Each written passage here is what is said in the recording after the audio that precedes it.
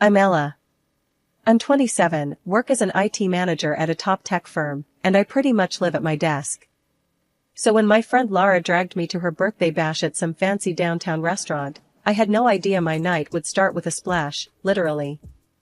Stepping out of the taxi, ready to maybe enjoy myself for once, I was met by a wall of muddy water. Some guy in a fancy car thought the puddle next to me was perfect for a splash scene straight out of a movie. My brand new dress took the hit, soaking up the murky water like a sponge. Fantastic, I muttered, glaring at my ruined outfit. Hey, I am so sorry. The driver, a tall, rugged type with a messy head of hair, jumped out, looking more horrified than I felt. He approached with his hands raised as if I might smack him with my purse. You've got to be kidding me. Look at my dress. I snapped, too shocked to accept an apology. Lara, ever the peacemaker, rushed over, stifling a laugh. Ella, meet Darren, she said, barely keeping a straight face.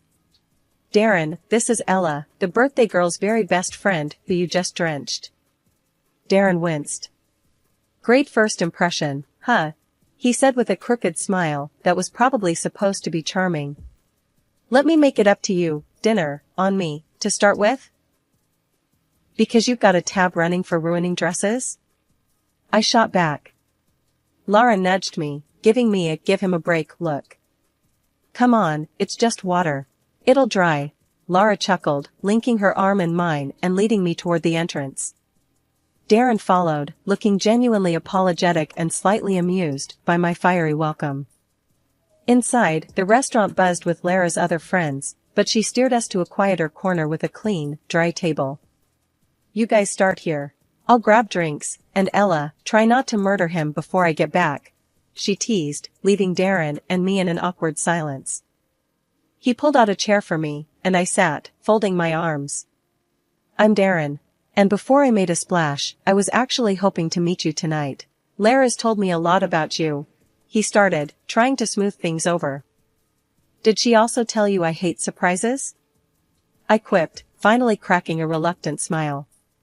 I'm Ella, IT manager and apparently a mud magnet. Darren laughed. I work in marketing. Maybe I can help you market your new look? Post-puddle chic could be the next big thing. I rolled my eyes. Don't quit your day job, I said, warming up to his attempt at humor. Lara returned with a tray of drinks, breaking the ice further. Here, maybe this will clean the slate, she said, handing us our drinks. So, Darren, got any more surprises up your sleeve? I asked, taking a sip of my drink. Just my charming personality and dazzling conversation skills, he replied with a grin. Oh, and an apology dinner. I'm serious about that. Let me take you out to make up for the disaster. I considered him for a moment, his earnest face making me soften a bit. All right, you're on, I conceded. But I'm choosing the place. Somewhere without any puddles nearby. By the end of the night, the dress was still a mess, but my initial anger had dried up, replaced by a reluctant intrigue towards Darren. Maybe this disaster of a night could turn into something worthwhile. After Darren's disastrous yet somehow endearing introduction, we started seeing each other. It wasn't long before casual dinners turned into weekend getaways, late-night talks, and eventually, meeting each other's families. I should have known things would get more complicated once families got involved. Look, I really like you, Ella, Darren said one evening as we walked through the park, his hand finding mine. I think it's time you met my folks. What do you say? Sure, I agreed, squeezing his hand, trying to ignore the nervous flutter in my stomach. Meeting the parents was a big step, but after the way we started, what was the worst that could happen? The day arrived, and Darren drove us to a modest house in the suburbs. His mom, Janet, and his dad, Tom, greeted us with warm smiles that didn't quite reach their eyes. Dinner was served, and that's when the questions began. So, Ella, Darren tells us you're in IT? Tom asked, passing me the mashed potatoes. Yeah, I manage a team at a tech firm downtown, I answered, trying to keep my tone light. Janet leaned in, her eyes sharp. Must be a good position. What does that pay, if you don't mind my asking? I choked on my water a bit. Well, it's enough to keep me busy and out of trouble, I joked, trying to dodge the question. And your family? Do you support anyone? Janet continued, her gaze fixed on me like a detective interrogating a suspect. Just my aunt, I replied, feeling my cheeks heat up. She raised me. I help her out when I can.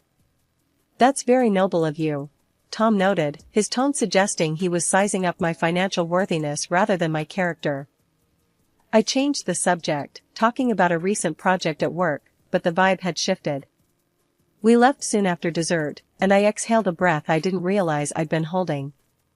On the drive back, I mentioned the interrogation to Darren. Your parents have a lot of questions about money, huh? Darren shrugged. That's just how they are. Always planning, always calculating. Don't sweat it. I decided to call my Aunt Tessa later that night to unload. Ella, you need to watch out, she warned over the phone after hearing about the dinner. People who start with money questions never stop.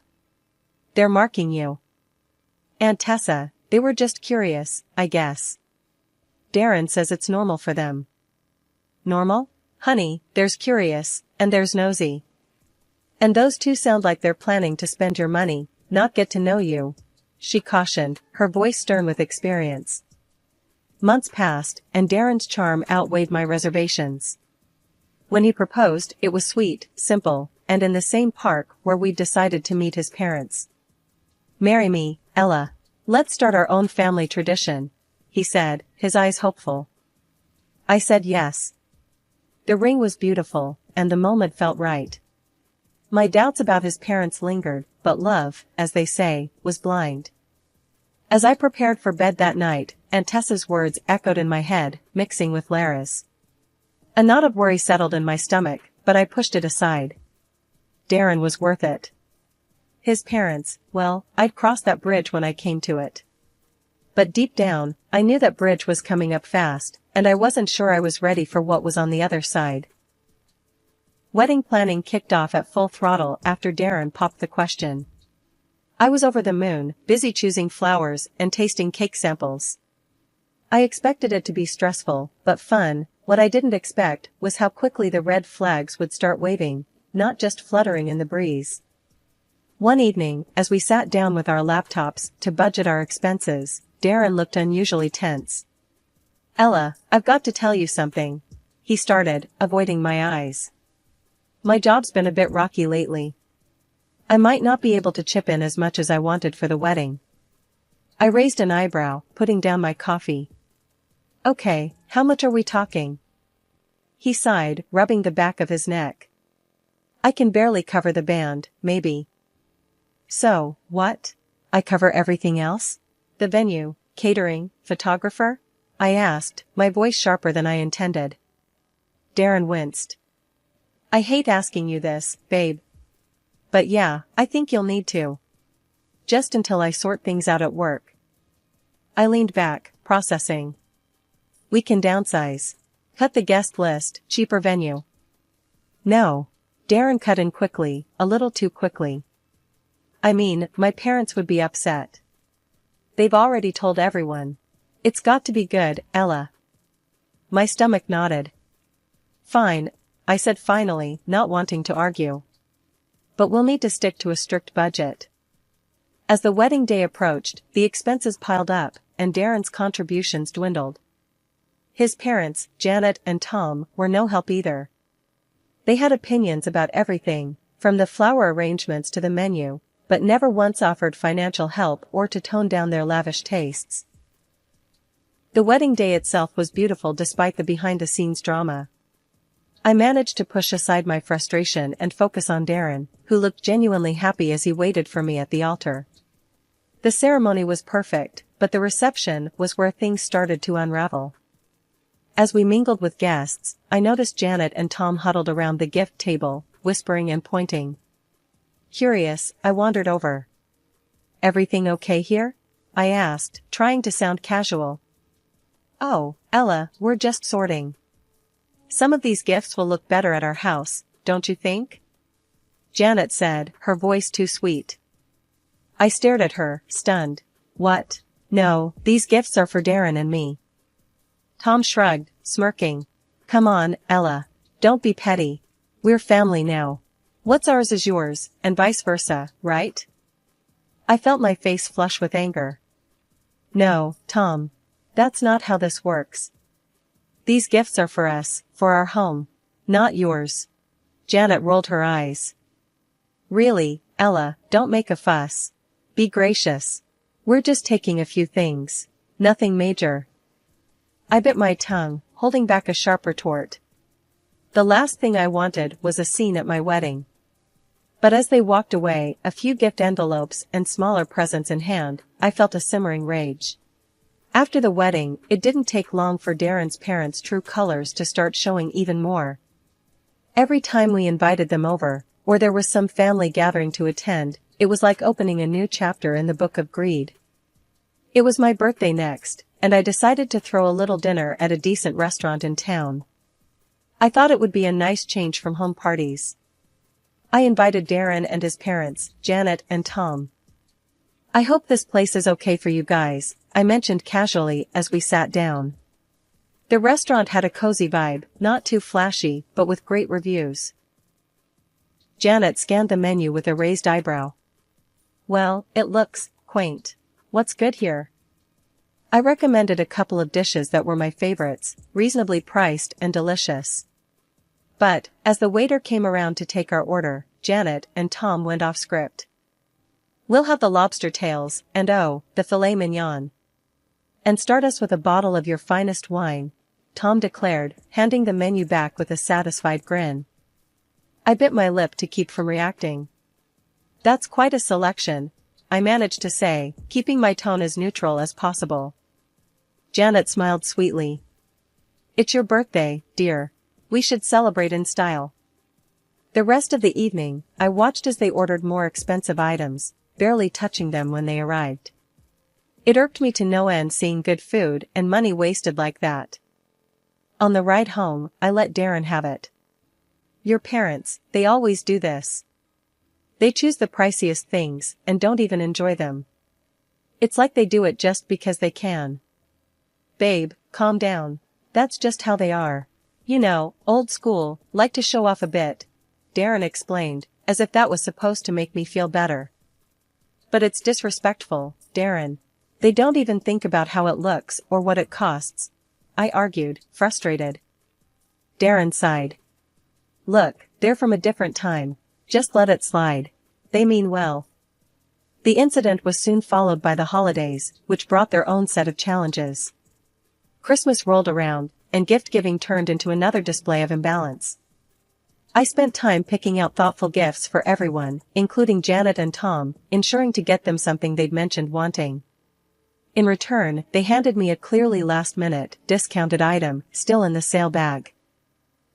Here you go, dear, Janet said, handing it over without much fanfare. I smiled, keeping my disappointment in check. Thanks. I hope you like what I got you, I replied, handing them their gifts, which were more than twice as expensive. Oh, how lovely, Tom said flatly, barely glancing at what was inside the package. The lack of effort on their part stung, especially when I saw the genuine appreciation from my friends for the simple but thoughtful gifts I had given them. Back home, I vented to Darren. It's always like this with them. Expensive tastes when they're spending my money, but when it's their turn, they just don't bother. Darren shrugged, looking uncomfortable. It's just how they show, affection. A $5 scarf from the clearance bin isn't affection, Darren. It's an insult, I snapped, tired of making excuses for them. After dealing with one too many incidents of Darren's parents pushing their boundaries, I figured it was time for a change. When my big bonus hit, I knew exactly what I wanted to do. Darren, let's go to Hawaii, I said one night while we were sitting on the couch, trying to decide how to celebrate. Hawaii? That sounds amazing, babe, he replied, his eyes lighting up. Just the two of us? Exactly, just us. It's romantic, and I've always wanted to go, I explained, excited at the thought of sandy beaches and no family dramas. A couple of days later, I was in the middle of booking our trip when Darren came home from visiting his folks. He looked unusually excited. Guess what? My parents are stoked about Hawaii. I paused, my fingers hovering over the keyboard. Wait, what do you mean? I thought this was just for us. Darren laughed, a bit too nervously. Yeah, I mean, it is. But I mentioned it, and they've never been to Hawaii. They got super excited, and... Hold on. I cut him off, feeling my stomach tighten. You invited them? No, not exactly. I just told them about it, and they kind of invited themselves. He explained quickly. I closed my laptop with a snap. Darren, this was supposed to be our trip. Romantic, remember? He came over and sat down next to me, taking my hands. I know, but they really want to go. Can't we just? No, we can't just, I interrupted, pulling my hands away. This isn't a family vacation, Darren. It's for us. He was quiet for a moment, then his phone buzzed. He glanced at it and frowned. They're already looking at flights. They think we're all going. That's because you didn't set boundaries. I exclaimed, frustration building. We can talk about this later, he said, standing up and going to the kitchen. But later came sooner than expected. The next day, Darren's parents showed up at our house, all smiles. Ella, dear, we've been looking at tours and hotels in Hawaii, Janet said cheerily. I was dumbfounded. We haven't decided anything yet. Tom chimed in, his tone expectant. Well, we thought it's settled. We're all excited to go. I looked at Darren, expecting some support. Darren, tell them, I urged. He rubbed the back of his neck, avoiding my gaze. Look, why don't we all go? It'll be fun, and we can split the costs, he suggested weakly. I stared at him, then at them. No, that's not what we planned. Janet's face fell. But we thought it was a family trip. It's a romantic getaway for me and Darren. Just us, I stated firmly, feeling my resolve harden. There was an awkward silence, then Tom said, well, if that's how you feel, maybe you're being a bit selfish, Ella. I couldn't believe what I was hearing. Selfish? For wanting to spend time alone with my husband? The conversation ended with them calling me selfish and leaving the house in a huff. Darren was quiet for a moment before he exploded. You could have just let them come, Ella. Why do you have to be like this? I'm like this? I just wanted something for us, Darren, just us. I shouted back, my voice echoing in the empty room. He didn't say anything after that. He just walked out of the room, and that was it. We didn't talk for a whole week. I woke up to an eerie silence in the house that morning, the kind that instantly told you something was off. Rolling over, I grabbed my phone off the nightstand and was greeted by a slew of notifications that punched the air right out of me. 3 tickets to Hawaii, all booked under my name, and a reservation for a hotel, also charged to my account. I sat up, my heart pounding as reality set in. Darren had done this, he and his parents were probably on their way to Hawaii right now, all on my dime. I didn't even bother calling. What was there to say? It was clear as day, my husband had taken the liberty to use my account to fund his little family getaway, despite everything we had discussed. Anger bubbled up inside me, and without a second thought, I logged into the booking site and canceled everything booked in the opposite direction. Then I moved swiftly to my banking app and cut off his access to my funds. Hours later, my phone rang. It was Darren, and his tone was less than pleasant. Ella, what the hell? Why were we not checked into the hotel? And where are our return tickets? I held the phone away from my ear for a second, taking a deep breath to steady my voice. Because I'm not your ATM, Darren. I'm done funding your family's fantasies. You're all just a bunch of selfish leeches. He sputtered on the other end, clearly not expecting me to take such drastic measures. You can't just do that. We're stuck here now.